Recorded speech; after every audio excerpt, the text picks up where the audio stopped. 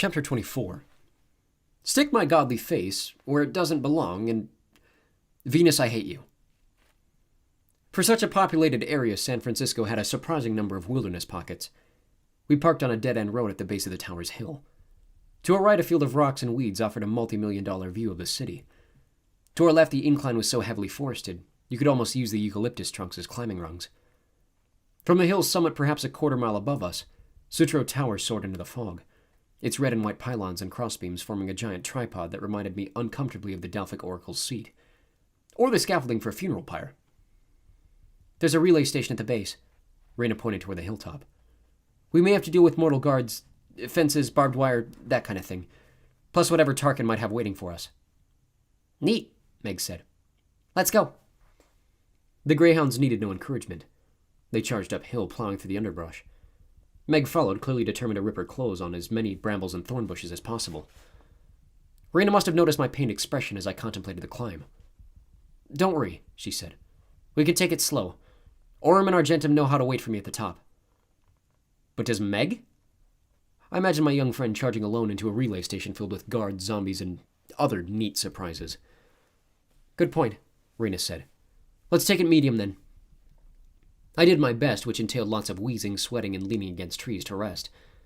My archery skills may have improved. My music was getting better. But my stamina was still 100% luster. At least Raina didn't ask me how my wound felt. The answer was somewhere south of horrible. When I'd gotten dressed that morning, I had avoided looking at my gut, but I couldn't ignore the throbbing pain.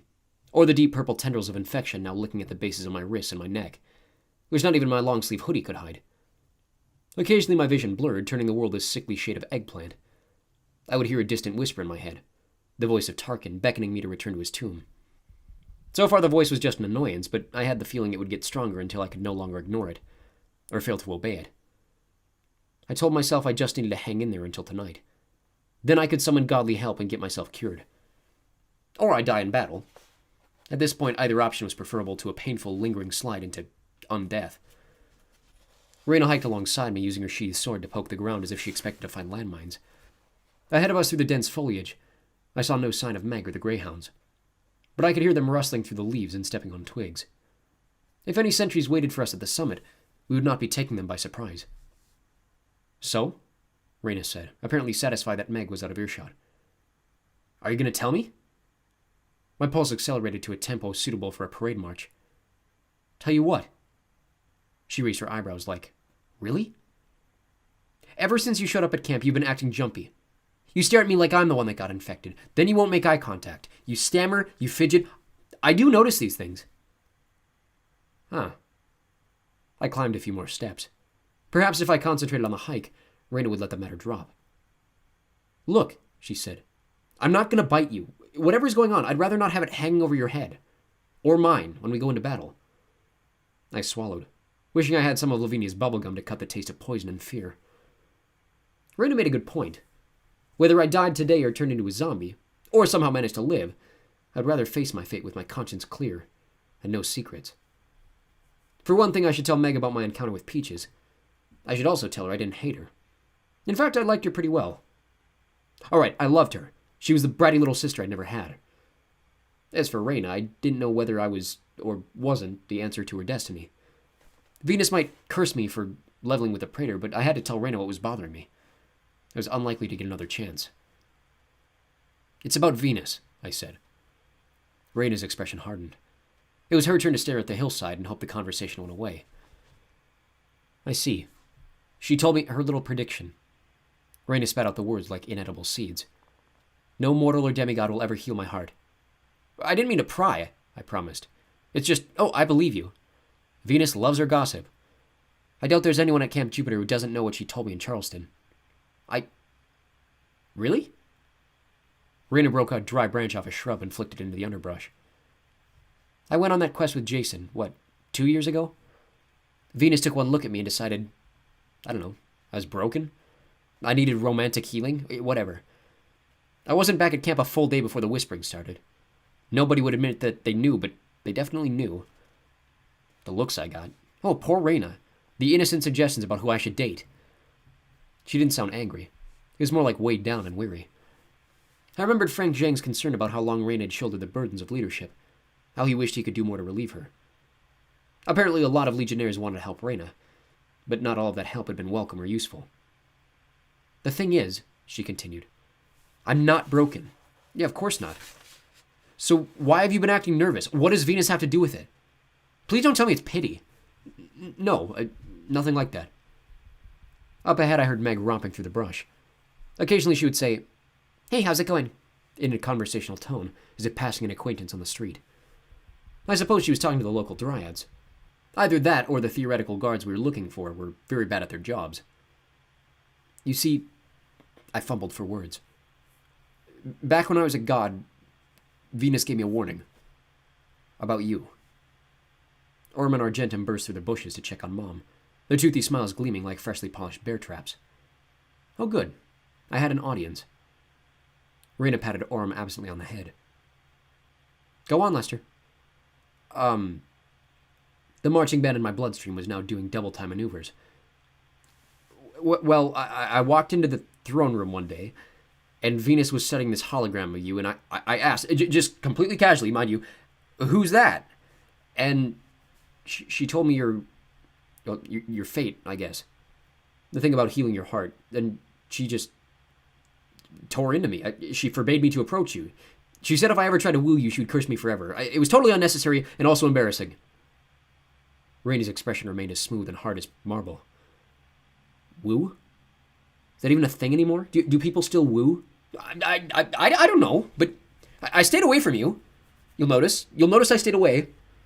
Not that I wouldn't have done otherwise without the warning. I didn't even know who you were. She stepped over a fallen log and offered me a hand, which I declined. I didn't like the way her greyhounds were looking at me. So in other words, she said, What? You're worried Venus will strike you dead because you're invading my personal space? I really wouldn't worry about that, Lester. You're not a god anymore. You're obviously not trying to woo me. We're comrades on a quest. She had to hit me where it hurt. Right in the truth. Yes, I said. But I was also thinking, why was this so hard? I'd spoken of love to women before. And men. And gods. And nymphs. And the occasional attractive statue before I realized it was a statue. The occasional doll. Never mind. Why then were the veins in my neck threatening to explode? I thought if it would help, I continued. Perhaps it was destiny that... Well, you see, I'm not a god anymore, as you said. And Venus was quite specific that I shouldn't stick my godly face anywhere near you. But Venus, I mean, her plans are always twisting and turning, so... She may have been practicing reverse psychology, so to speak. If we were meant to... I could help you. Reyna stopped. Her dogs tilted their metal heads toward her, perhaps trying to gauge their master's mood. Then they regarded me, their jeweled eyes cold and accusatory. Lester? Reyna sighed. What in Tartarus are you saying? I'm not in the mood for riddles. That maybe I'm the answer, I blurted. To healing your heart. I could, be your boyfriend. As Lester, if you wanted. You and me, yeah. I was absolutely certain that up on Mount Olympus, the other Olympians all had their phones out and were filming me to post on Utopia. Reyna stared at me long enough for the marching band in my circulatory system to play a complete stanza of You're a Grand Old Flag. Her eyes were dark and dangerous. Her expression was unreadable, like the outer surface of an explosive device. She was going to murder me. No, she would order her dogs to murder me. By the time Meg rushed to my aid, it would be too late. Or worse. Meg would help Reyna bury my remains, and no one would be the wiser. When they returned to camp, the Romans would ask, What happened to Apollo? Who? Reyna would say. Oh, that guy. I don't know. We lost him. Oh, well, the Romans would reply, and that would be that. Reyna's mouth tightened into a grimace. She bent over, gripping her knees. Her body began to shake. Oh, gods, what had I done? Perhaps I should comfort her? Hold her in my arms? Perhaps I should run for my life. Why was I so bad at romance?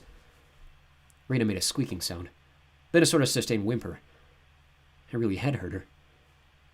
Then she straightened, tears streaming down her face, and burst into laughter.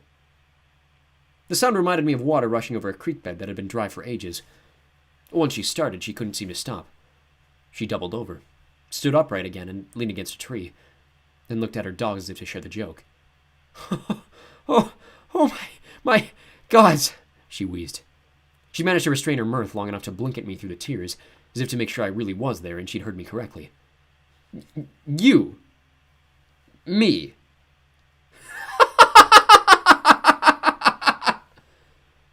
Orm and Argentum seemed just as confused as I was.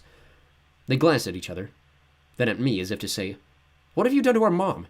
If you broke her, we'll kill you." Raina's laughter rolled across the hillside. Once I got over my initial shock, my ears began to burn. Over the last few months, I'd experienced quite a few humiliations, but being laughed at, to my face, when I wasn't trying to be funny, that was a new low. I don't see why... I wasn't saying... Stop it! Stop! Please! You're killing me. She doesn't mean that literally, I yelped for the dog's benefit. And you thought... Raina didn't seem to know where to point. At me? At herself? The sky? Seriously? Wait. My dogs would have attacked you if you were lying. Oh, wow. So that's a no then, I huffed. Fine, I get it. You can stop. Her laughter turned to asthmatic squeaking as she wiped her eyes. Apollo, when you were a god... She struggled for breath. Like, with your powers and good looks and whatever. Say no more. Naturally, you would have... That would have been a solid, absolute, hard-pass no. I gaped. I am astonished. And as Lester, I mean, you're sweet and kind of adorkable at times. Adorkable? At times? But... Wow. Still a big-time no. A lesser mortal would have crumbled to dust on the spot, their self-esteem imploding. In that moment, as she rejected me utterly, Raina had never seemed more beautiful and desirable. It's funny how that works. Meg emerged from the hackberry bushes. Guys, there's nobody up there, but... She froze, taking in the scene, then glanced at the greyhounds for explanation. Don't ask us, their metal faces seemed to say. Mom is never like this. What's so funny? Meg asked. A smile tugged at her mouth as if she wanted to join in the joke. Which was, of course, me. Nothing. Raina held her breath for a moment, then lost it again in a fit of giggles. Reina Avila Ramirez Arellano, daughter of Bologna, feared praetor of the 12th Legion, giggling. At last she seemed to regain some of her self-control. Her eyes danced with humor. Her cheeks glowed beet red. Her smile made her seem like a different person. A happy different person. Thanks, Lester, she said. I needed that. Now let's go find the Soundless God, shall we? She led the way up the hill, holding her ribs as if her chest still hurt from too much hilarity. Then and there I decided that if I ever became a god again, I would rearrange the order of my vengeance list. Venus had just moved up to the top spot.